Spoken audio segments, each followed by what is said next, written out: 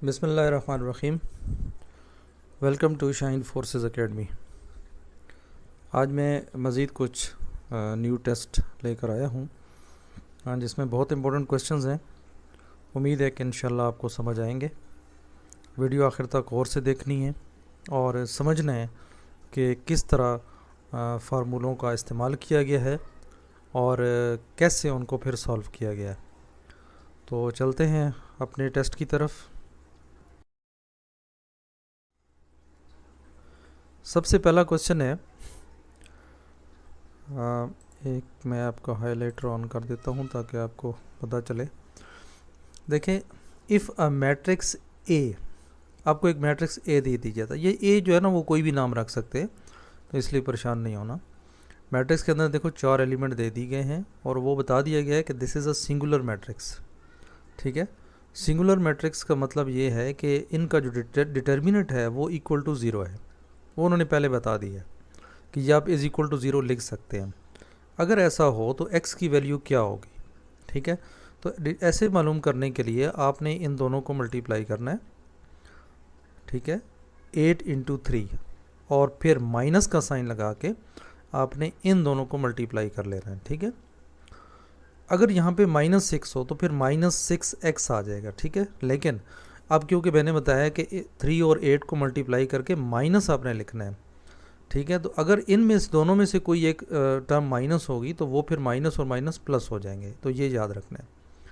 तो इस तरह 24 minus 6x is equal to 0 आ जाएगा। ठीक है, और फिर आपने x की वैल्यू जो है वो वहाँ से निकाल लेनी है। तो कैसे निकालते हैं, देखें, इसकी वैल्यू आ जाएगी 4, लेकिन किस तरह आएगी, तो ये आप देख सकते हैं कि 24 minus 6x is equal to 0। अब 0 क्यों पुट किया, क्योंकि ये एक सिंगुलर मैट्रिक्स था और इसमें हम 0 पुट कर सकते हैं। ठीक है, ये मैथ का रूल है, और क्योंकि सिंगुलर मैट्रिक्स हमेशा 0 के इक्वल होता है।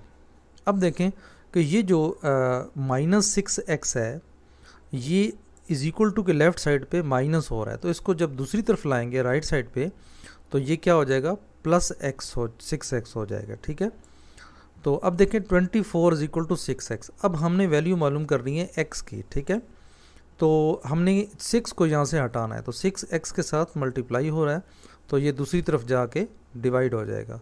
तो हमने देखा कि x इज़ इक्वल टू 24/6 और 6 1 ज़ार 6 और 6 4 ज़ार 24, तो इसलिए आंसर आपका आ गया 4। ठीक है, इस तरह आपने आंसर जो है वो निकाल लें।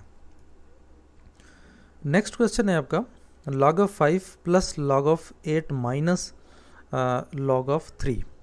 अच्छा, यहाँ व्यूअर्स याद रखें कि जब भी दो साइंस आ जाए, ऑपरेशंस आ जाए, यानी मल्टीप्लाई और प्लस का निशान आ जाए, तो इन दोनों में से सबसे पहले जो है वो आपने माइनस को सॉल्व करना है और फिर जो है वो आपने प्लस को सॉल्व करना है। तो माइनस में देखें ये दो टर्म्स हैं, पहले इनको आपने हल करना है। तो log of 8 minus log of 3। हमेशा याद रखें कि माइनस जो है इसको जब हम ख़त्म करेंगे तो इनके जो एलिमेंट्स होते हैं ये कन्वर्ट हो जाते हैं डिवीजन में, और जब प्लस को ख़त्म करते हैं तो फिर वो दोनों टर्म्स मल्टीप्लाई होती हैं। ठीक है, ये log का रूल है, तो ये आप रूल्स पढ़ लें। अब देखें कि पहले इसको तो हल हम नहीं करेंगे, एज इट इज़ रखेंगे। log of 8 minus log of 3, minus को ख़त्म करेंगे तो ये बन जाएगा log ऑफ 8 डिवाइडेड बाई 3। ठीक है, और फिर उसको 5 के साथ हम हल करेंगे, तो क्योंकि अब वो रकम और इसके दरमियान प्लस का निशान है तो ये मल्टीप्लाई हो जाएंगे, और log को एक दफ़ा लिखेंगे तो 5 मल्टीप्लाइड बाई 8 डिवाइड बाई 3। ठीक है, तो ये बनता है आपका log ऑफ 40/3। कैसे हल हुआ ये देखें, log ऑफ 5 को हमने नीचे छेड़ा, इनको हमने जब इकट्ठा किया log ऑफ 8 और log ऑफ 3 को, तो ये बन गया आपका log ऑफ 8 डिवाइड बाई 3। ठीक है, log ऑफ 8 डिवाइड बाई 3। अब ये देखें दो टर्म्स हैं, ये और ये, log ऑफ 5 और log 8/3। अब इन दोनों के दरमियान प्लस का साइन है तो इसका मतलब है मल्टीप्लाई। ठीक है, प्लस को जैसे ही ख़त्म करेंगे तो log को एक दफ़ा लिखेंगे और 5 जो है वो 8/3 के साथ मल्टीप्लाई कर देंगे, तो 8 5 ज़ार 40 और डिवाइड बाई 3। अगर यहाँ पे ये मुख्तसर हो सकता है तो भी आप मुख्तसर कर लिया करें। अब बाज़ वक़्त वो टेक्निक क्या खेलते हैं, टेक्निक ये खेलते हैं कि वो 40/3 भी दे देंगे और साथ कुछ और भी दे देंगे, ठीक है। या मिसाल के तौर पर मैं कहता हूँ कि 20/10, ठीक है, तो log ऑफ 20/10 भी दे देंगे और log ऑफ 2 भी दे देंगे, ठीक है। तो अब दोनों का मतलब सेम है, तो दोनों जब सेम है तो इसका मतलब है कि उसका answer B, both A and B होना चाहिए। अगर वो नहीं है तो फिर नन का ऑप्शन होगा। तो ये जहन में रखना है कि ऑप्शंस में वो थोड़ा हेर फेर करते हैं, तो इसलिए आपने इस चीज़ को गौर से देखना है कि आया उस किस्म का जवाब कहीं और तो नहीं लिखा हुआ। अगर कहीं और लिखा हुआ है तो वो भी ऑप्शन हो सकता है। तो फिर जब दो ऑप्शन दिए गए हों तो फिर तीसरा ऑप्शन उसमें बोथ ए एंड बी होना चाहिए। अगर वो नहीं है तो फिर नन का ऑप्शन होगा, ठीक है। तो या तीन ऑप्शन भी हो सकते हैं, तीनों ऑप्शंस को मुख्तलिफ एंगल से वो चेंज करके बता सकते हैं, ठीक है। तो ये आपने जहन में रखना है। उसके बाद आ जाता है short form of log 3 log of 2 minus 2 log of 5, ठीक है। तो अब देखें, ये मैथ का रूल है कि जब भी लॉग के पीछे जो चीज़ लिखी होती है, जैसे लॉग के लेफ़्ट साइड पे लिखा हुआ है 3, तो इसको जब हम शिफ्ट करेंगे तो ये हमेशा ये 2 की पावर बन जाएगी, ठीक है। और इस तरह ये जो 2 है, ये 2 जो है वो 5 की पावर बन जाएगी, ठीक है। तो इसको हम इस तरह लिख सकते हैं log of 2 raise to power 3 और log of 5 raise to power 2, ठीक है। तो इस तरह इसका आंसर आ जाएगा log of 8/25। यानी आप ये देख लें कि log of 2 पावर 3 और log of 5 पावर 2। अब 2 की पावर 3 का मतलब आपको पता है कि 2 को 3 दफ़ा आपने मल्टीप्लाई करना है, 2 इंटू 2 इंटू 2, तो ये 8 बन गया, ठीक है। और 5 को 2 दफ़ा मल्टीप्लाई करेंगे तो 25 बन गया। अब ये तो सिंप्लीफाई हो गया। अब माइनस को मैंने ऑलरेडी आपको बताया कि माइनस जब ख़त्म करेंगे तो यहाँ पे डिवीजन का साइन आ जाता है, तो 8/25 को हम इस तरह लिख देंगे फिर, ठीक है।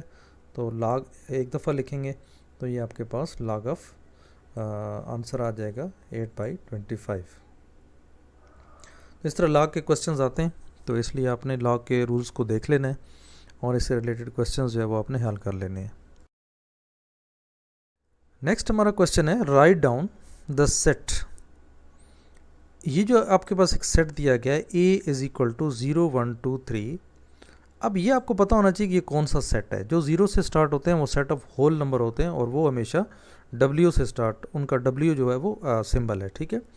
अब इन सब में देखें W किस में लिखा हुआ है, देखें A में भी है, B में भी है, C में भी है, D में नहीं है। तो इसका मतलब है D तो ऑप्शन बिल्कुल नहीं हो सकता, ठीक है। इसको तो बिल्कुल ही भूल जाएं। अब इन तीनों में इसका ऑप्शन मौजूद है, ठीक है। अब ये आपने देखना होता है कि 0 से स्टार्ट हो रहा है और 100 तक जा रहा है नंबर, ठीक है। इसका मतलब है कि आप इसके दरमियान एक सपोज कर लेते हैं x, ठीक है। x एक वेरिएबल को तस्वर कर लेते हैं और फिर आप कहते हैं कि x जो है वो क्या है, या तो 0 की इक्वल है और या फिर लेस देन और इक्वल टू 100 है, ठीक है। यानी 0 से इक्वल या ग्रेटर, अगर 0 शामिल करना है तो फिर इक्वल का साइन भी होगा। यानी आप कैसे लिखेंगे कि x के लेफ़्ट साइड पे आप लिखेंगे कि वो जनाब x जो है वो इससे बड़ा है 0 से, क्योंकि x की जगह आप कोई भी इनके एलिमेंट्स रखने होते हैं। यानी x 0 हो सकता है, 1 हो सकता है, 2 हो सकता है, 3 हो सकता है, ठीक है। तो ये सारे नंबर हो सकते हैं, ठीक है। x का मतलब ये होता है। तो अब ये जो नंबर हैं जितो x की जगह मैं जैसे रखता हूँ तो वो 0 से क्या हैं, वो या तो 0 के बराबर हैं, क्योंकि अगर 0 एज इट सेल्फ x की जगह पे रखूँ तो वो 0 के बराबर होगा, तो वो 0 के बराबर होगा, या फिर वो जो 0 के अलावा कोई भी एलिमेंट होगा वो 0 से बड़ा होगा, ठीक है। तो यह साइन आ जाएगा। उसके अलावा इसके जो मज़ीद एलिमेंट हैं जो 100 से होंगे, तो 100 से क्या होंगे, 100 से देखें या तो वो इक्वल होगा, क्योंकि 100 जब ये भी तो इंक्लूड करना है हमने, तो या 100 से वो तमाम एलिमेंट जो x की जगह रखेंगे वो छोटे होंगे, ठीक है, लेस देन होंगे, ठीक है। तो ये देखें कहाँ पे लिखा हुआ है, तो वो आपका आंसर होगा। तो इसको हम पहले लिखते कि x while x belongs to, अब किस से बिलोंग करता है, यानी ये x किस सेट से बिलोंग करता है, तो ये आपको पता होना चाहिए कि ये तमाम सेट जो है वो कौन सा सेट है। ये a इज़ इक्वल टू जो भी दिया हुआ है ये w है, तो x while x belongs to w and, ठीक है। तो ये आपका पहला आंसर है। यानी x का मतलब है कि हम एक एलिमेंट रखने जा रहे हैं वाइल, इस स्टिक का मतलब होता है वाइल, यानी जबकि x, यानी जो x हमने रखा है वो क्या है, बिलोंग्स टू w, यानी x की रकम हम कौन सी रख सकते हैं, जो सेट ऑफ w में मौजूद है। इसका मतलब होता है एंड, और, ठीक है। और ज़ीरो जो है वो क्या है, लेस देन और इक्वल टू x, और लेस देन x जो है वो लेस देन और इक्वल टू 100, ठीक है। तो इसको हम कहते हैं सेट बिल्डर नोटेशन, ठीक है। नेक्स्ट हम चलते हैं कि if sum of two number is -13 and product is -30। इसका मतलब है कि आपके पास दो नंबर हैं, ठीक है। कहते हैं कि अगर इनको प्लस माइनस करते हैं, ठीक है, प्लस माइनस, ठीक है, तो वो आंसर आता है क्या, -13। और अगर इन दोनों को मल्टीप्लाई करते हैं तो फिर आंसर आता है -30। अब ये कौन से नंबर हो सकते हैं, देखें, अगर मैं इन दोनों को मल्टीप्लाई करूं तो -30 तो आता है, लेकिन प्लस करूं तो 15 प्लस का है, 2 माइनस का है, तो ये +13 आ जाएगा, जबकि हमें -13 चाहिए। ये जो है -15 × 2 है, तो मल्टीप्लाई करने से -30 भी आ रहा है, और अगर इनको प्लस करूं तो -15 बड़ा है, 2 प्लस का है, तो 2 प्लस इसमें से माइनस हो जाएंगे, -13 बच जाएंगे। तो इसी तरह बाकी एलिमेंट्स भी आप देख लें तो उनमें मल्टीप्लाई करने से तो आपका मसला हल होता है, लेकिन जमा माइनस करने से आपका मसला हल नहीं होता, यानी सम उनका जो है -13 नहीं आता। तो इसलिए इसका आंसर जो है वो -15 और 2, यानी ये दो एलिमेंट्स कौन से हैं, ये आपके -15 जो है ये आपका, यानी ये पहला एलिमेंट है, और ये जो 2 है ये आपका सेकेंड एलिमेंट है, इधर रखेंगे, ठीक है। तो ये फ़ौरन क्विक आपने करना होता है, टाइम आपने वेस्ट नहीं करना, क्योंकि टाइम बहुत कीमती होता है। फैक्टराइजेशन आपको पता है कि एक फार्मूला आपने पढ़ा होगा, a² - b², ये किसके इक्वल होता है, तो ये आपको पता है कि a - b या a + b पहले लिख सकते हैं, कोई इशू नहीं है, और दूसरा जो है वो आप लिख सकते हैं a + b, ठीक है। अब ये फार्मूला, यानी इसको ओपन करके ऐसा लिखा जा सकता है, या इस फॉर्म को इस फॉर्म में कन्वर्ट किया जाए तो ये होगा, और इससे इस तरह किया जाए तो ये होगा, ठीक है।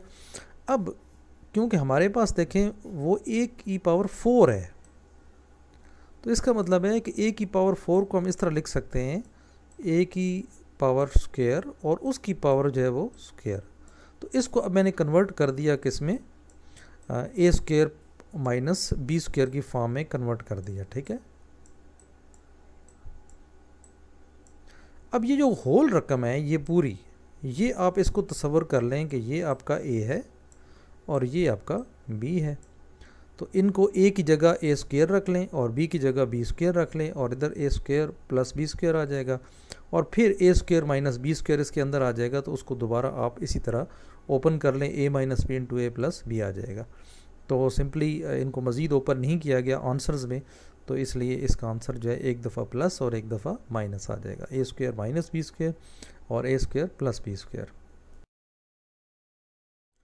नेक्स्ट हमारा क्वेश्चन है, इफ़ x = 2 + √3 और देन वैल्यू ऑफ x² + 1/। अब देखें x की वैल्यू तो आपके पास मौजूद है, 1/x की नहीं है, तो इसी को हम क्या करेंगे, ये x की वैल्यू तो है, अब इसमें 1/x की वैल्यू आप निकाल लेंगे। 1/x देखें क्या किया आपने, x को बटा के नीचे ले आए, और इसी तरह दूसरी टर्म को भी आप क्या कर देंगे, उसकी जो x की वैल्यू थी उसको भी आप इसके अंडर ले आएंगे, ठीक है। अब देखें कि आपके पास x भी आ गई, और यानी x की वैल्यू भी आ गई, और 1/x की वैल्यू आ गई। अब मैथमेटिक्स में हमेशा याद रखें कि ये कोशिश की जाती है कि जब भी उसे सॉल्व करें तो बटा के नीचे जो है आपका स्क्वायर रूट नहीं आना चाहिए। तो इसको ख़त्म करने के लिए हम क्या करते हैं कि जो है ना, ये हम मल्टीप्लिकेशन और डिवाइड करेंगे, सेम नंबर नीचे वाला उठा के सिर्फ साइन चेंज कर देंगे, कि देखें अगर मैं इस तरह कर लूँ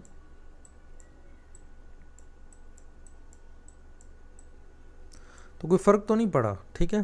तो ये देखें ऐसे ही लिखा हो जैसे 2/2 तो कट जाएगा, बात तो वही आ जाती है, सिर्फ हमने इसको ऐड किया। तो हम अब क्या करेंगे, 1 को इसके साथ मल्टीप्लाई करेंगे और इस टर्म को हम इसके साथ मल्टीप्लाई करेंगे, यानी इस पूरी टर्म को 2 प्लस √3 और 2 माइनस √3।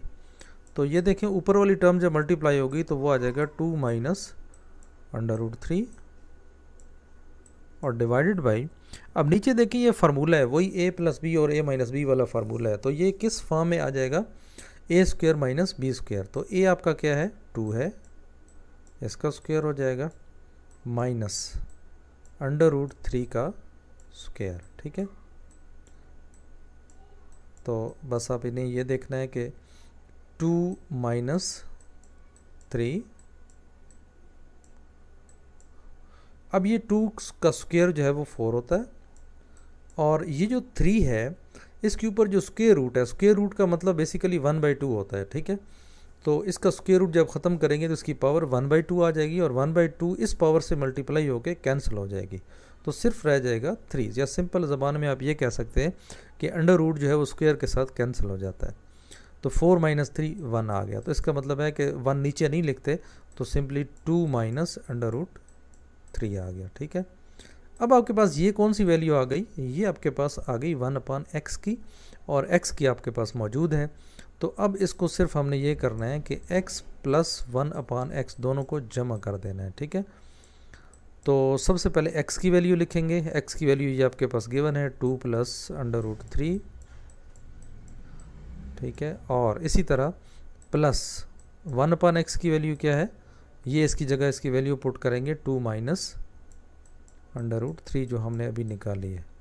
तो अब ये देखें -3 + 3 के साथ कैंसिल हो जाएगा, और 2 + 2 4 आ जाएगा। ठीक है, तो अब इस पूरी रकम का x प्लस 1/x, ये बेसिकली क्या है a प्लस बी है, तो a plus B whole square कर लेंगे, यानी दोनों तरफ आप जो है ना इसका कर लेंगे स्क्वेयरिंग। ठीक है, इसका भी स्क्वेयर कर लेंगे और इसका भी स्क्वेयर कर लेंगे। ठीक है, तो अब ये क्या बन जाएगा x² plus 1/x² plus 2ab।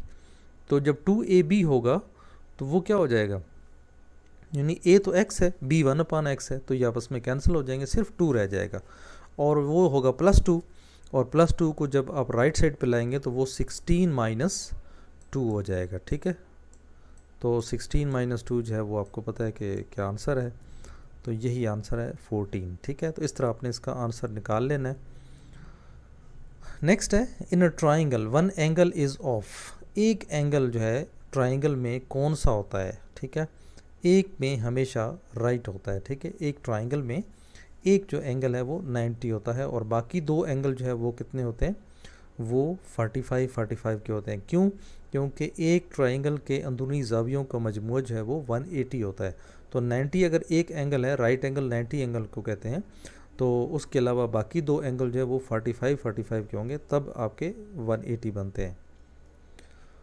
उसके बाद आता है sin 30। अच्छा, ये तमाम वैल्यूज़ आपने याद करनी है, टेबल दिया होता है। ठीक है, कि sin 30, sin 20, sin 45, sin 60, sin 90, तो कम से कम आपने इतनी वैल्यूज़ याद करनी है। ठीक है, इसी तरह cos 30, cos 45, cos 60, cos 90। ठीक है, और इसी तरह tan जो है वो 30, tan, तो इनमें वैल्यूज़ में लाजमी क्वेश्चन आता है, तो इसका जवाब है 1/2। ठीक है, उसके अलावा आप नेक्स्ट चलते हैं, factors of x² - 5x + 6r। Factors ये उसी तरह ही है जिस तरह 4 के हम फैक्टर्स बना देते हैं, यानी इसको तोड़ देते हैं हम, यानी तोड़ने का मतलब यह है कि फिर उन्हें हम मल्टीप्लाई करें तो यानी 4 देखो बनता है। तो इनकी भी इस तरह हमने फैक्टर बनाने हैं। तो इसका बनाने का तरीका ये होता है कि जो सेंट्रल नंबर होता है, ठीक है, और पहले आपने इन दोनों को मल्टीप्लाई करना है, यानी 6²। ठीक है, ये बन गया, और आगे आ गया -5x। आपने 5x की जगह पे 2 एलिमेंट्स ऐसे लिखने होते हैं जिनको मल्टीप्लाई करें तो 6x² आ जाए, और उनको प्लस या माइनस करें तो वो -5x आ जाए।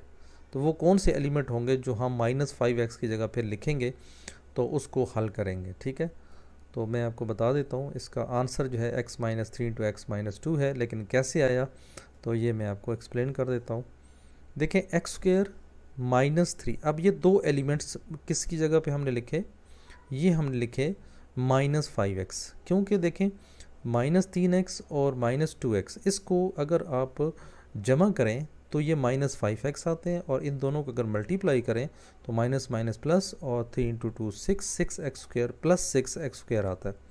तो मैंने आपको कहा था कि वो दो एलिमेंट आपने यहाँ पे डालने हैं -5x की जगह, जिनको जमा माइनस करें तो इस दरमियान वाला ये -5x आए, और अगर मल्टीप्लाई करें तो 6x² आए। ठीक है, तो बस आपने यही करना है, इन दोनों में से अब इनका पेयर बना लेना है। ठीक है, जैसे ये पेयर मैं बनाता हूँ तो इन दोनों में देखें x, क्योंकि x² का मतलब 2x है, तो एक x आपने निकाल लिया, अंदर यहाँ पे एक x रह गया और -3 और माइनस, और यहाँ पे देखें 2 आपने निकाल लिया क्योंकि 2 6 पर डिवाइड हो सकता है, तो x -3, क्योंकि अंदर प्लस है लेकिन बाहर जब माइनस कॉमन लेंगे तो अंदर साइन चेंज हो जाता है, तो x -3 आ जाएगा। ठीक है, अब देखें इस पूरी इक्वेशन में अब क्या कॉमन है, इन दोनों में देखें x -3 और x -3 कॉमन है, इसलिए हमने ये कॉमन नहीं लिया, यानी मुश्तरक ले लिया, और पीछे इसमें अगर -x -3 निकाल लें तो पीछे बचेगा x। ठीक है, वो मैंने ये लिख दिया। ठीक है, और इसके बाद इस पूरी टर्म में मतलब कौन सा x -3 जब मैंने कॉमन ले लिया तो पीछे सिर्फ यहाँ पे 2 रह गया, तो वो मैंने 2 ये लिख दिया। ठीक है, तो इस तरह देखें कि आपका क्या आ गया, ये आपका फैक्टर्स आ गए, इनको अगर दोबारा आप मल्टीप्लाई करेंगे तो वही आंसर आएगा जो ये मौजूद है, x² -5x + 6।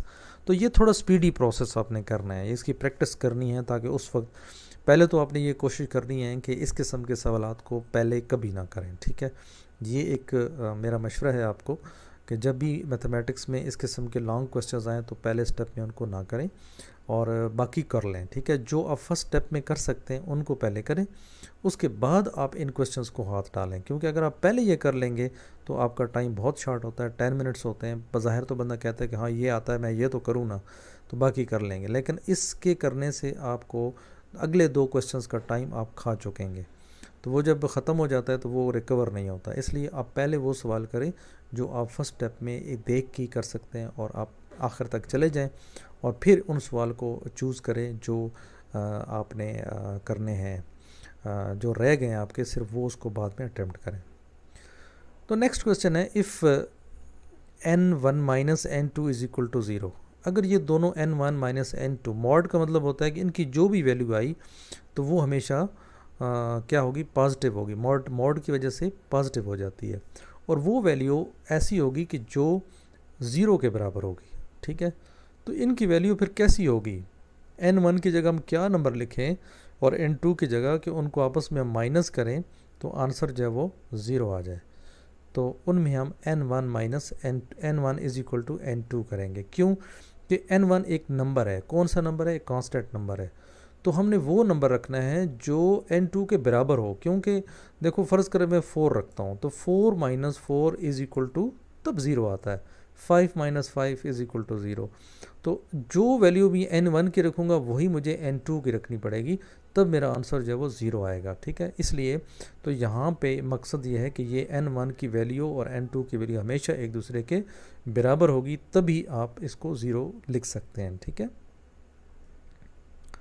उसके अलावा क्वेश्चन है, if a = b and b = a। अच्छा, ये प्रॉपर्टीज़ हैं, प्रॉपर्टीज़ को ज़रूर आपने याद रखना है, तो मैं एक और भी वीडियोज़ इंशाल्लाह बना दूंगा जिसमें मुख्तलिफ़ प्रॉपर्टीज़ होंगी, और लेकिन कोशिश आपने करनी है कि ऐसी प्रॉपर्टीज़ तमाम आपने देख लेनी है। ठीक है, तो जब a = b हो और b = a हो तो इसको हम कहते हैं रिफ्लेक्सिव प्रॉपर्टी। ठीक है,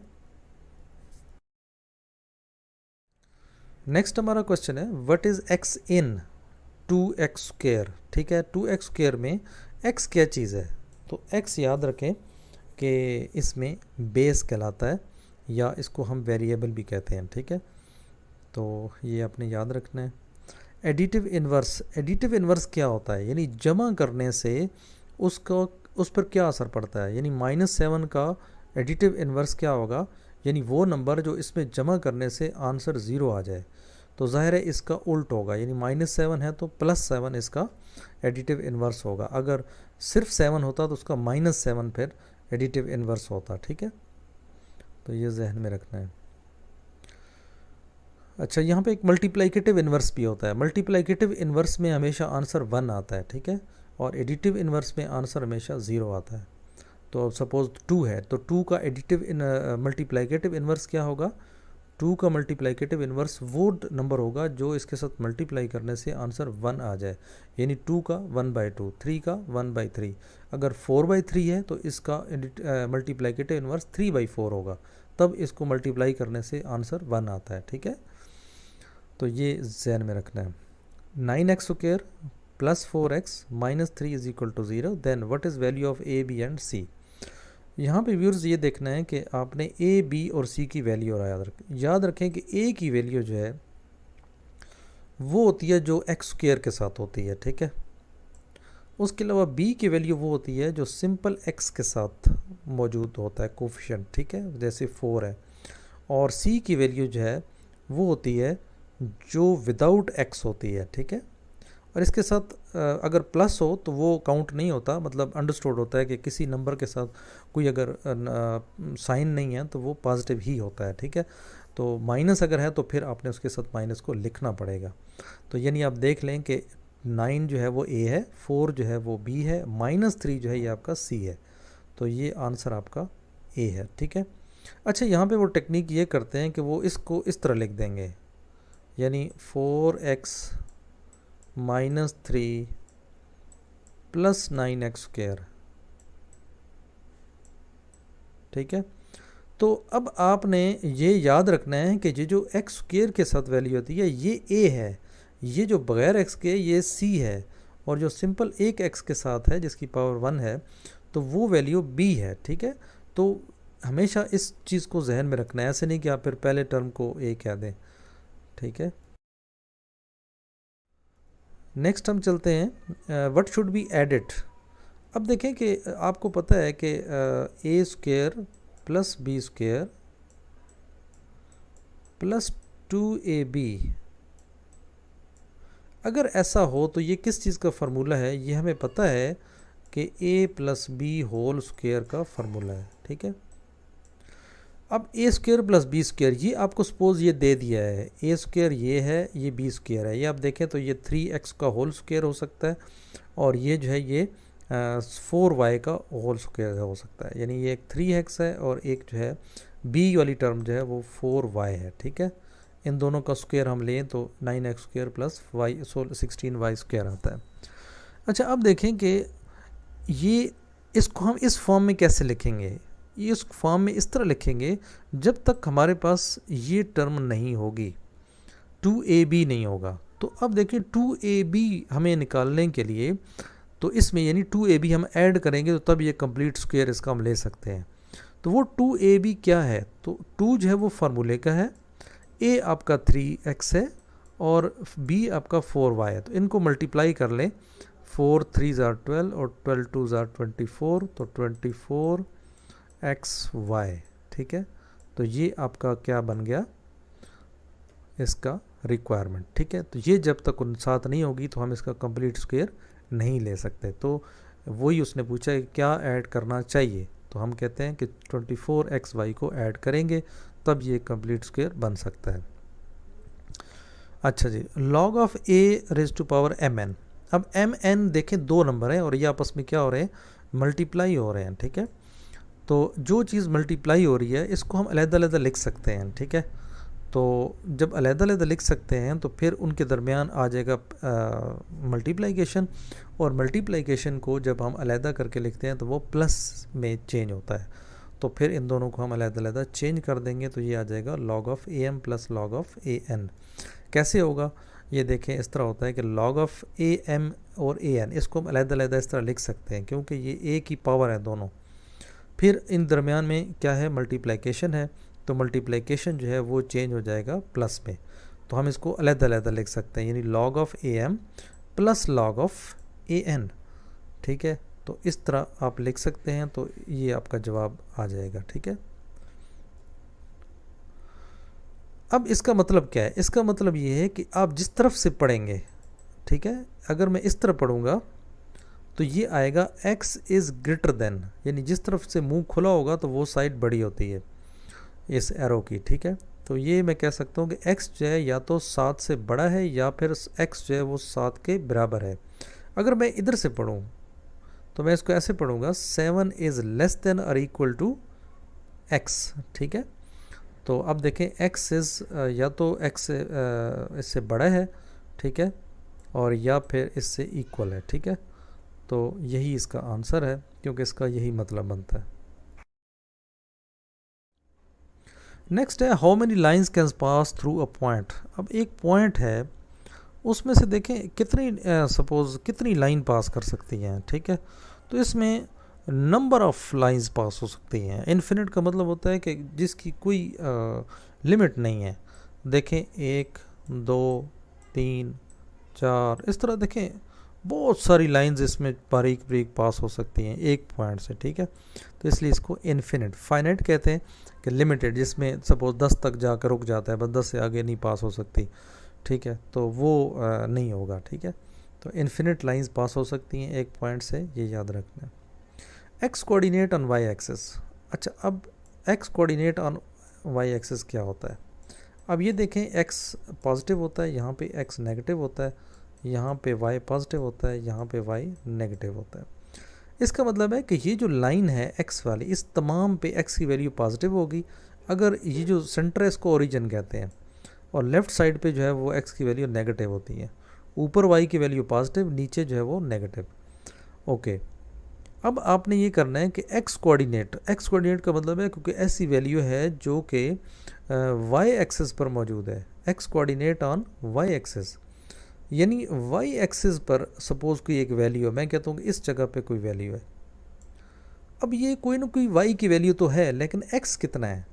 अब ये क्योंकि जब तक ये राइट की तरफ नंबर नहीं बढ़ेगा तो एक्स की वैल्यू कुछ नहीं आएगी। इसका मतलब है कि इस जगह पे एक्स की वैल्यू जो है वो ज़ीरो है नीचे, ठीक है।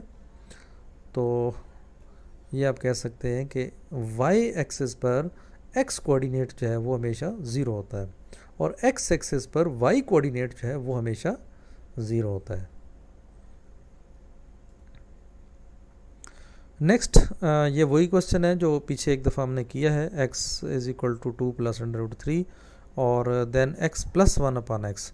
अब इसमें देखो उसने सिर्फ पूछ लिया है कि x प्लस 1 अपान एक्स आपने निकालना है। तो सिंपली आपने ये जहन में रखना है कि अगर x जो है वो 2 प्लस √3 है तो 1 अपान एक्स आपने निकालना है, तो वो 2 माइनस √3 निकल आएगा। तो जब इन दोनों को जमा करेंगे तो √3 से कैंसिल हो जाएगा और 2 प्लस 2 4 जो है ये आपका आंसर आ जाएगा। तो इस तरह आपने प्रैक्टिस से आपको ख़ुद अंदाज़ा हो जाना चाहिए कि अगर x ये है तो 1 अपान एक्स क्या होगा। तो उनको जमा करने से फिर कौन सी वैल्यू कटेगी, तो ये आपको फ़ौरन मालूम होना चाहिए। नेक्स्ट है व्यूअर्स, सोल्यूशन और set of √x is equal to 4। Under root को ख़त्म करने के लिए हमेशा याद रखें कि हम दोनों तरफ स्क्वेयरिंग करते हैं, ठीक है। तो दोनों तरफ जब स्क्वेयरिंग करेंगे तो x आपको पता है कि अंडर रूट और 2 जो है ये आपस में कैंसिल हो जाते हैं, तो सिर्फ x रह जाएगा और 4 × 4 जो है वो 16 हो जाएगा। नेक्स्ट है एवल्यूएट करना है। तो एवल्यूएट जो है ये आप देखें कि अब नीचे आपने जहन में चीज़ रखनी है कि -8 को एज इट इज़ उन्होंने रखा है, ठीक है। अब यहाँ पे अगर ये फुली सॉल्व करें तो ये प्लस भी हो सकता है, क्योंकि -8 की पावर देखें 8 है, तो जब भी पावर इवन होगी तो माइनस साइन जो है वो ख़त्म हो जाता है, ठीक है। तो ये सिंपली 8 की पावर जो है वो 8 × 2 हो सकती है, या 8 की पावर 16 भी हो तो वो भी आंसर ठीक है, ठीक है। क्योंकि माइनस को उन्होंने सॉल्व कर दिया है, तो यहाँ पे उन्होंने सॉल्व नहीं किया, क्योंकि देखें किसी भी जगह नीचे 8⁻16 सिवाय 1 के नहीं है। तो -8 इसके अंदर जो है वो सस्टेंड है, तो माइनस को इन्होंने ख़त्म नहीं किया। तो सिंपली पावर से हमेशा मल्टीप्लाई होती है, ठीक है। तो ये आपके जहन में होना चाहिए, ये रूल है कि पावर जो है वो हमेशा मल्टीप्लाई होती है। तो यहाँ पे मैंने फिर वही बताया कि अगर ऑप्शन में 8⁻16 होता तो वो आंसर भी ठीक था, ठीक है। तो वो भी ठीक था और ये भी ठीक था। फिर बोथ ए एंड बी वाला ऑप्शन आपने चूज़ करना था, या नन वाला हो तो वो चूज़ करना है। उसके अलावा क्वेश्चन है a matrix having all it's elements entry 0, जिसके अंदर तमाम 0 एंट्रीज होंगी तो उस मैट्रिक्स को हम क्या कहते हैं? नल या ज़ीरो मैट्रिक्स कहते हैं। तो मैट्रिक्स को भी तमाम डेफिनेशंस आपने देख लेनी है, इनमें से भी लाजमी क्वेश्चन आता है, तो ये ज़रूर देखें कि डायगोनल मैट्रिक्स क्या होता है, स्केलर क्या होता है, आइडेंटिटी क्या होता है, ठीक है। तो वो इसी तरह डेफिनेशन भी दे देते हैं, या फिर उसको एक क्या कहते हैं, मैट्रिक्स वो बना के भी दे देते हैं, तो वो कहते हैं कौन सा मैट्रिक्स है। इसका हमारा लेक्चर, उम्मीद करता हूँ कि आपको समझ आ गई होगी। बस दुआ में याद रखें, मैंने पूरी कोशिश की है कि आपके लिए वक्त निकालूं। बहुत मसरूफियात की वजह से कोशिश करता हूं कि आपकी साथ साथ हेल्प भी करता रहूं, आपके लिए क्वेश्चंस जो है ना वो अपडेट करता रहूं, और इंशाल्लाह मज़ीद भी करता रहूँगा। तो आप मुझे कांटेक्ट कर सकते हैं। अगर मेरी एकेडमी आपने ज्वाइन करनी है तो वो भी आप ज्वाइन कर सकते हैं, लेकिन मुझे उम्मीद है कि अगर आप ये पूरा चैनल अच्छी तरीके से देख लेते हैं तो आप इंशाल्लाह आप फेल नहीं होते, आप पास होंगे, ठीक है। और दुआ में याद रखें। बस आखिर में फिर वही रिक्वेस्ट कि अगर आपने अभी तक चैनल सब्सक्राइब नहीं किया तो ज़रूर सब्सक्राइब कर लें, और जब भी आप टेस्ट में अपीयर हों और कोई ऐसा टेस्ट जो आपका क्वेश्चन आपको याद रह जाए तो वो ज़रूर मुझे व्हाट्सएप कर दें, ताकि आने वाली वीडियोज़ में हम उसको इनकॉर्पोरेट कर लें। थैंक यू, अपना ख्याल रखें, अल्लाह हाफ़िज़।